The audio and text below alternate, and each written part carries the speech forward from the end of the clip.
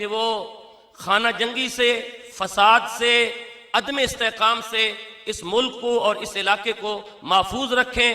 بصورت دیگر ہم کل بھی حضرت قلندر دوران کے ساتھ تھے، آج بھی ان کے ساتھ ہیں اور اپنی آخری سانس تک آپ کے ساتھ کھڑے رہیں گے۔ تو جب میں بات کرتا ہوں کبھی کبھی تو میں کہتا ہوں کہ ٹیپو سلطان جیسے لوگ ہمارے مسلمانوں میں پیدا ہوئے تو اسی میں میر جعفر اور میر صادق بھی ہماری تاریخ کا حصہ ہیں کہ ختم نبوت کے حوالے سے اگر اغیار کے ملک میں جا کر کسی نے کانفرنس کی ہے تو وہ حق خطیب حسین علی بادشاہ ہے۔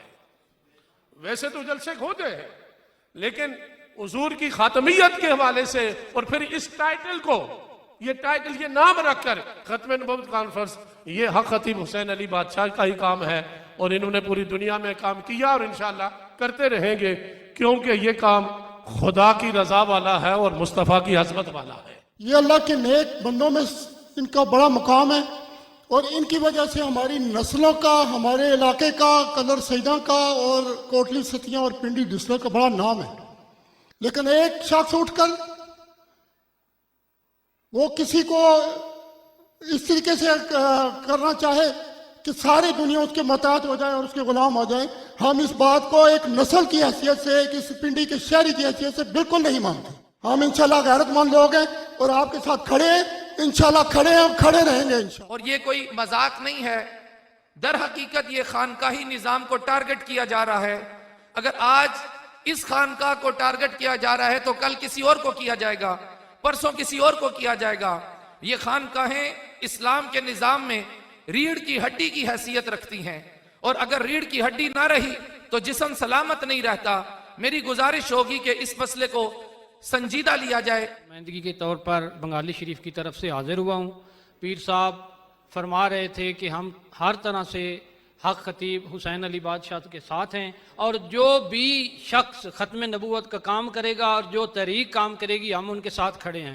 اور دوسرا، حضور بابا فرید الدین شکر گنج رحمۃ اللہ علیہ کی اولاد کا ایک گروپ بنا ہوا ہے، ICI ہماری تنظیم بنی ہوئی ہے، میں اس کا اسلام آباد کا جنرل سیکرٹری ہوں اور ان کی طرف سے بھی اعلان کرتا ہوں کہ ہم حق خطیب صاحب کے ساتھ کھڑے ہیں اور کھڑے رہیں گے اور ان کا دفاع کرتے رہیں گے، ہر آستانے کا دفاع کرتے رہیں گے جہاں پر دین کا کام ہو رہا ہے۔ ہم پیر صاحب کے ساتھ ہیں ہمیشہ اور اللہ تعالیٰ ان کی حفاظت فرمائے گا اور اللہ تعالیٰ ہمیں یہ توفیق دے گا کہ ہم ہر قدم جس وقت کہیں گے ہم آپ کے ساتھ ہیں انشاءاللہ۔ قانونی لحاظ سے، کسی اور لحاظ سے ہماری خدمات ہمارے لیے سرمایہ ہیں کہ تاجدار ختم نبوت زندہ باد۔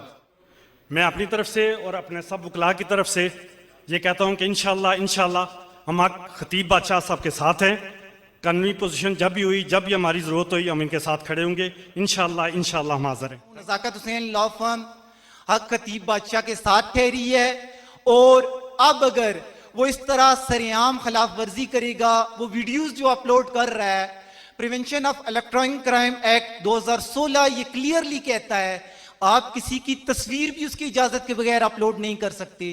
تو یہ کیسے دندناتا پھر رہا ہے اور ویڈیوز بھی اپلوڈ کر رہا ہے۔ ایک بندہ جب آپ کو نظر آ رہا ہے کہ وہ خدمت کر رہا ہے، وہ لوگوں کی شفا کا ذریعہ بن رہا ہے اور سب سے پہلے جب وہ یہ کام کرتا ہے تو کیا کہتا ہے کہ شفا اللہ تعالیٰ دیتا ہے، وہ کہتا ہے میں کوئی پیسہ نہیں مطالبہ کرتا۔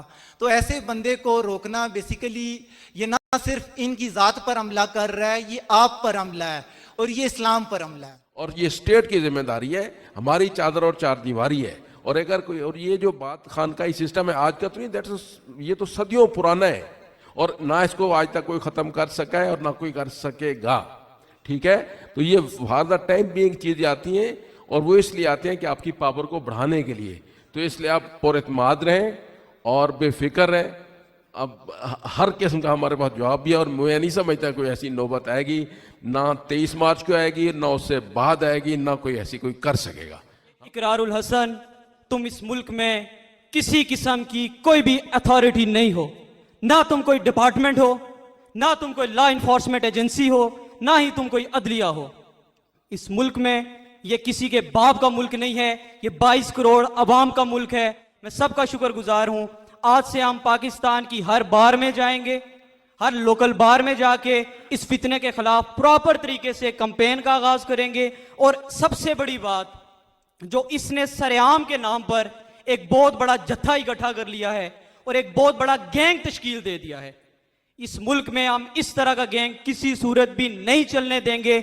अगर वो यहाँ पे आता है तो यहाँ पे किसी किस्म का भी अगर कोई भी जत्था होता है, किसी किस्म का भी दंगा फसाद होता है, उसकी जिम्मेदारी इकरारुल हसन और उसके साथ उसके जितने भी सहूलतकार और सरेआम के नाम पर मेंबर्स हैं, जितने भी जिन्होंने ऑनलाइन मेंबरशिप करवाई है, हम उन सब के खिलाफ 7-8 के पर्चे भी करवाएंगे। और हम इंतजामिया से ये रिक्वेस्ट करते हैं कि ये सरासर जिम्मेदारी आप पर है कि उसे यहाँ पे रोका जाए और इस तरह के फसाद से इस मुल्क को बचाया जाए। अहले कोसार जो है वो अपनी इज्जत की चादर संभालना जानते हैं और इंशाअल्लाह संभाल करके दुनिया के सामने रखेंगे। जो आपकी जो स्माइल है ये उन पर तीर बरसाती है, जो सिंपल बात है।